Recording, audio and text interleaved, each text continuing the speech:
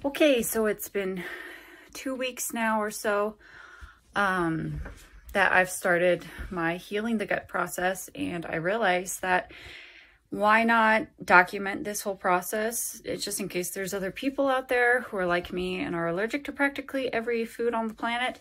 2 years ago, found out that I was allergic to 9 different foods, and so I've been avoiding those for 2 years. I got a blood test for 7 foods. Just 2 of them were like wheat and avocado that I asked to be tested on.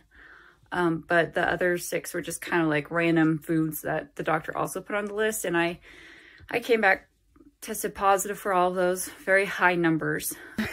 So they had me come back in and do another scratch test.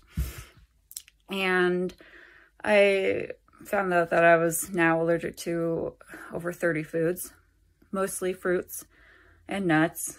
I decided that while I'm going to be not having anything anyways in my diet, I might as well try to heal my gut and see if that might reset my immune system so that I could eventually maybe eat strawberries again and potato chips. So I've started that process, and I'm going to now document it so that if it does help me in the end, I'm crossing my fingers that it does, maybe it'll help someone else. So whenever you think of food allergies, you typically just think of the basic anaphylactic reaction, right? We all do. And that's how I always thought about food allergies my whole life. I always thought that if you had them, you'd get an anaphylactic reaction no matter what. But really, that's not the case.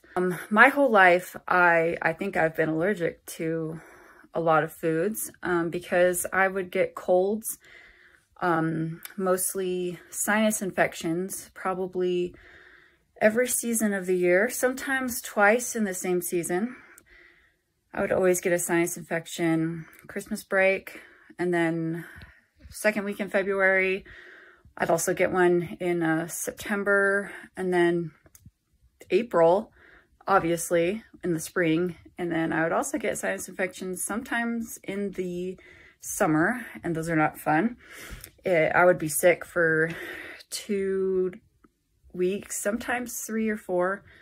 And I just thought that it was a thing. I thought that that was how I was. When I took those first 9 foods out of my diet, my sinus infections went away. I didn't have to suffer anymore, and it was amazing. Other not so pleasant side effects I get also from food allergies is I get insomnia and constipation, headaches. My eyes get this big bulging pressure on them, and they hurt. Oh yeah, I get a lump in my throat too. It's called a globus sensation, and it comes after I eat those foods that I'm allergic to, and it'll kind of slowly fade away. And in the case of avocados, I had some once, and I had that lump in my throat feeling for about 3 days. So, and obviously there's the runny nose, which you probably will witness me sniffling a lot during this, but so that comes with just the seasonal allergies also. And really, this food allergy journey has been going on for about 5 years now. My husband was diagnosed with celiacs in 2015, and then my second son, he was basically a failure to thrive. He was 15 months old and weighed like 15 pounds. He was a very, very skinny kid and was just dropping in weight, and he was even on Pediasure. And this just thought came to me, he's allergic to something, and that's making him not be able to absorb the nutrients in his food. And so he is not gaining weight. And so I had a gut feeling that it was corn. I took him off of the Pediasure. I stopped feeding him corn, and sure enough, within 2 months, he started gaining weight again. Eventually, I did get him allergy tested, and sure enough, he was allergic to corn. So mothers out there, listen to your gut feelings because they're normally right. Doctors do the best they can for us, but really in the end, we need to be responsible for our health and be able to be in tune with our bodies to know what we are and are not allergic to. After my son got tested, I got tested for my allergies, and that was 2 years ago. And so now we've just kind of been trying to figure out our diet ever since then. So when you first find out that you might have food allergies, or if you have just an inkling of a thought that you could be allergic to something, start taking a food log. Document when you eat, what time, what you eat, and also symptoms, whether that be bowel movements, itchy mouth, lump in the throat, headaches, whatever you might experience, rashes, and keep that in a food log. As you can see, I've been keeping food logs for a long time, and this is all my research for all of this stuff. A lot of what I've done and found has been through my own research. Not reading other people's blogs or anything, but like reading scientific journals and reading things, definitions, looking up processes of the human body, that kind of research. Not, oh, I read this one person's blog or this one person's post kind of research. Because there's a lot of good information out there, and it's important to know where to get the right information. So do your research on your own. It'll make you more invested into it. I've been thinking about maybe healing my gut for a long time now, but I haven't really ever had that oomph to really start trying to do it. I've tried green juicing before for my husband to help heal his gut, and I learned how to make bone broth, which is so good. Oh, I love bone broth. And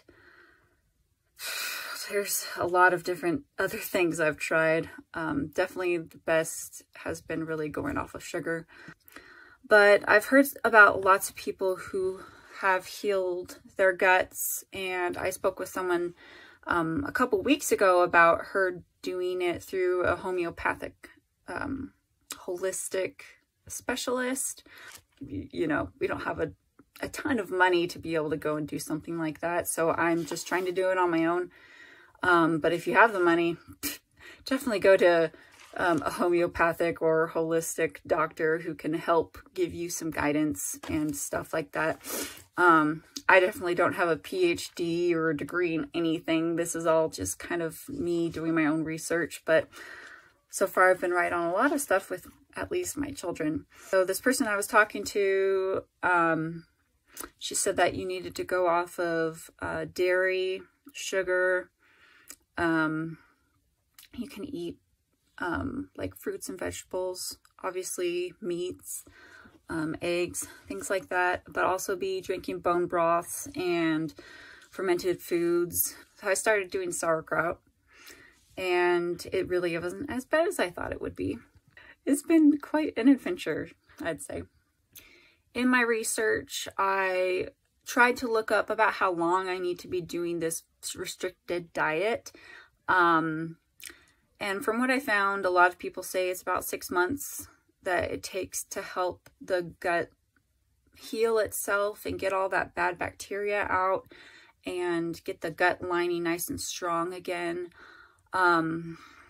Whereas food allergies are concerned, I'm still kind of figuring out like what I should and shouldn't eat, my threshold, and how long I should stay off of foods.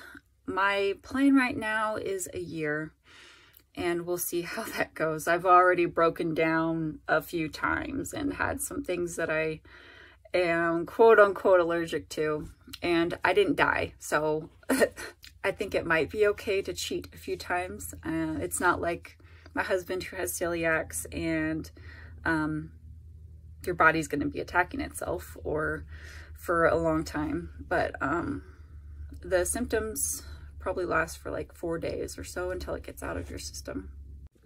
Definitely sleeping is very important too. I'm going to be trying to work on my sleep and That's really not that easy to do when you have 3 little boys and they're all mama's boys and they still wake up in the middle of the night because they have problems of their own that I need to work on. And exercise is very good too, but I kind of get my exercise in throughout the day just by walking around a lot and picking up the kids and going up and down our stairs and everything.